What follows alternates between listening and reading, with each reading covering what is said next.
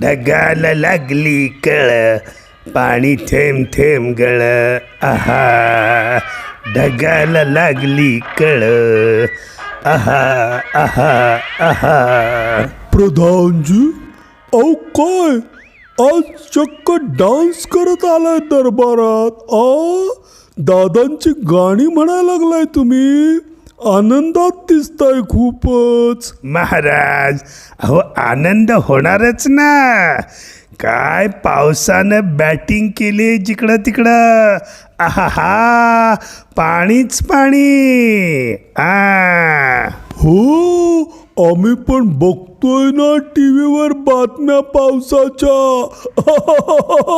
दनादन दनादन batting चालू आहे पावसाची.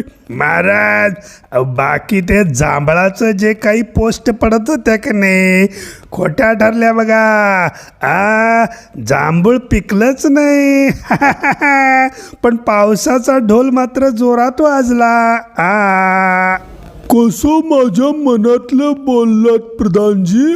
अहो काय त्या जांभळाच्या पोस्टनी भीती तयार केलती मनामध्ये, यंदा दुष्काळ पडणार, अमकं होणार तमकं होणार. पण काय पाऊस पडतोय. अरे बापरे. महाराजांचा विजय असो. अरे हवालदार, ये ये ये, तुझीच वाट बघत होतो. रेनकोट घालूनच आलायस तू आज. पावसानं तुला पण चांगलंच घाबरवून सोडलेलं दिसतंय नाही का. महाराज, अहो पावसानं सगळ्यांनाच घाबरवून सोडलंय. काय अवस्था झाली आपल्या राज्याची. बाप रे, काय झाडं पडतायत, का दरडी कोसळतायत. अहो वाडेच्या वाडे सुद्धा पडायला लागलेत. महाराज, अहो पावसानं काय विध्वंस माजवलाय जिकडं तिकडं. बाप रे, काय विसर्ग येतोय धरणांमध्ये. हो, पण पावसाची गरजच होती ना आपल्याला. मग आता येऊ द्या ना. नाही आला तरी आपण रडतो, आला तरी आपण रडतो. कसं करायचं मग. बरोबर आहे महाराज तुमचं. पण आता मात्र इतकाही पाऊस म्हणल्यावर जरा भीती वाटते ना. आता रस्ते बंद व्हायला लागले, लोकल बंद व्हायला लागल्या, सगळं जनजीवन विस्कळीत व्हायला लागलं. इतकाही पाऊस मग त्रासदायकच वाटतो. आता बघा, वारी ऐन तोंडावर आहे, वारकरी निघालेत जिकडून तिकडून आणि अख्खी आळंदी पुरामध्ये वेढली गेली आहे. किती भयानक अवस्था झाली आहे आळंदीची. त्यामुळं वारकऱ्यांना आवाहन करावं लागलं की आळंदीत येऊ नका, पुण्यातच या. बरोबर आहे ना. मग वारकऱ्यांचा जीव महत्त्वाचा, त्यांना जपलंच पाहिजे. बरोबर महाराज. अहो पुणे, मुंबई, कोल्हापूर, नाशिक, काय पाऊस पडतोय. बाप रे, तलाव, ओढे, धरणं, नुसत्या लाटाच लाटा. अहो काल बातम्या बघितल्यात का मुंबईच्या समुद्राच्या. 5-5 फुटाच्या लाटांचे डोंगर तयार झाले होते. अगदी बरोबर. बाकी हे निसर्गाचं रौद्र रूप बघवत नाही बरं का डोळ्यांनी. खूपच भीतीदायक वाटतं. महाराजाव, याला माणूसच जबाबदार आहे नाही का. माणसानं निसर्गाची कधी पर्वा केली आहे का. आपल्या मनाला येईल तसं निसर्गाचं वाटोळं जेव्हा माणसाने केलं, तेव्हा भविष्यात निसर्ग काय शिक्षा देईल याचा कधी माणसानं विचार केला का. मग आता घाबरून कसं चालेल. आलेल्या परिस्थितीला तोंड द्यावंच लागेल. एकतर मुळात निसर्गाचा आपण सगळ्यांनी इतका अपमान केला आहे की निसर्गानं आजपर्यंत आपल्याला पोटामध्ये गिळंकृत कसं काय केलं नाही हेच आश्चर्य आहे. तसा निसर्ग दयाळूच म्हणावा लागेल की अजूनही तो आपल्याला जगायला संधी देतोय. हे बाकी खरं बरं का बोललात हवालदार.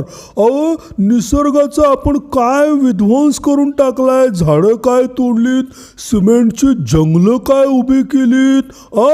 जिकडं तिकडं सिमेंटीकरण आणि डांबरीकरण. नाही, गरज आहे तिथं करायला हरकत नाही, पण अतिरेक केला गेला हे मात्र खरं बरं का. आणि महाराज, विज्ञानाची प्रगती करायलाच पाहिजे, मानवी सुखासाठी करायला पाहिजे, हे बरोबर आहे. पण त्या जोडीला जंगलं जपायचा, निसर्ग जपायचा, झाडं झुडपं जपायचा, इतर काही नैसर्गिक गोष्टींचं पालन करायचा कधी आपण विचार केला का? वाढत्या प्रदूषणाच्या बरोबरीनं त्याला काही नियोजनबद्ध अडवायचा प्रयत्न आपण केला का? हे प्रदूषण कमीत कमी कसं राहील हेही बघायला नको का? मग निसर्ग कोपणारच ना महाराज. अगदी बरोबर बोललात प्रधानजी. अहो, निसर्गाचा अपमान केल्याचेच हे परिणाम आहेत. महाराज, एका बाजूला पाऊस असा धोधो बॅटिंग करत आहे आणि दुसऱ्या बाजूला आपले कार्यक्षम अधिकारी तुकाराम मुंडे साहेब जोरदार बॅटिंग करायला लागलेत. आहा, काय बॅटिंग चालू आहे म्हणजे काय काय ते भेसळीचं दूध पकडलंय त्यांनी आणि भेसळ करणाऱ्या संस्था व्यक्तींना अटक केली. आहा, हो, आम्ही पण ऐकलंय बरं का हे आणि बघतोय ना सारख्या बातम्या. अरे काय छान कामगिरी करतायत मुंडे साहेब.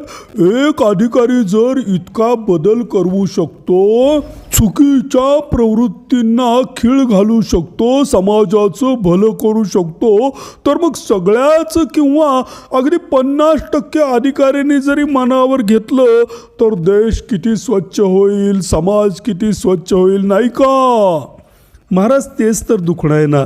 एखादाच असा अधिकारी कार्यक्षम निघतो आणि बाकीचे 100मधले 99 अधिकारी काय करतात हेच लक्षात येत नाही.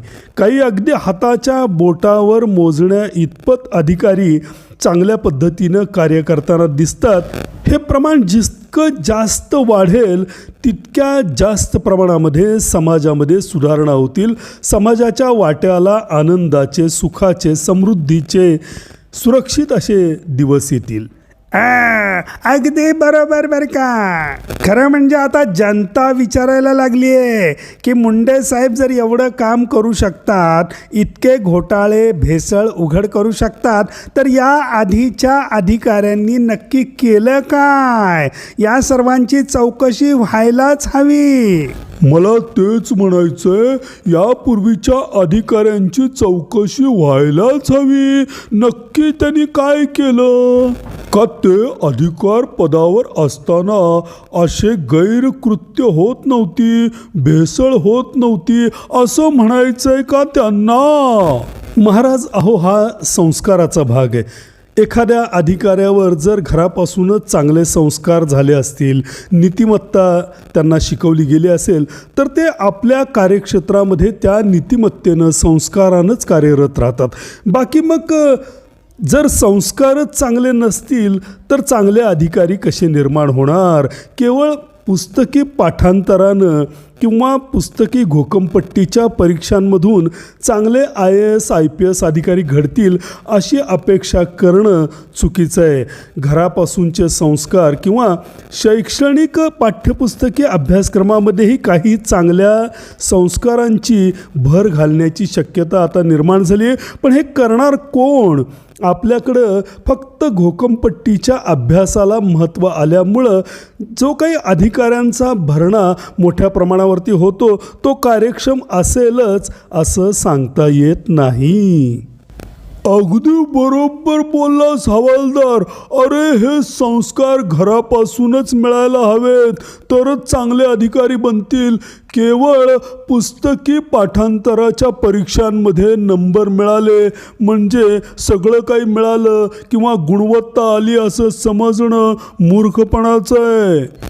बरोबर महाराज. अहो, त्यामुळंच आपल्या शैक्षणिक अभ्यासक्रमामध्ये, अभ्यासाच्या धोरणामध्ये खूपच बदल करण्याची गरज आली आहे. चांगले संस्कार शिकवले जायला हवेत, नीतिमत्ता शिकवली जायला हवी, जेणेकरून त्यातून जे अधिकारी निर्माण होतील ते मुंडे साहेबांसारखे संस्कारक्षम आणि धडाडीचे निर्णय घेणारे बनू शकतील, नाही का? कसं माझ्या मनातलं बोललात बरं का. अगदी रास्त बोललात प्रधानजी. असं शिक्षण आपल्या राज्यात तयार व्हायला हवं. एक एक विद्यार्थी, एक एक अधिकारी अगदी बावनकशी सोन्यासारखा बनायला हवा आणि त्याचं काम मुंडे साहेबांच्या कामासारखं अगदी चमकदार, अमूल्य असं बनायला हवं. कसं? अगदी बरोबर महाराज. छान. आता हवालदार, छानपैकी पावसाचं वातावरण तयार झालंय, थेंब पडायला लागलेत. जा बरं, छानपैकी कांदा भजी घेऊन ये भरपूर आपल्याला. आणि गरमागरम चहा पण आण. कसं?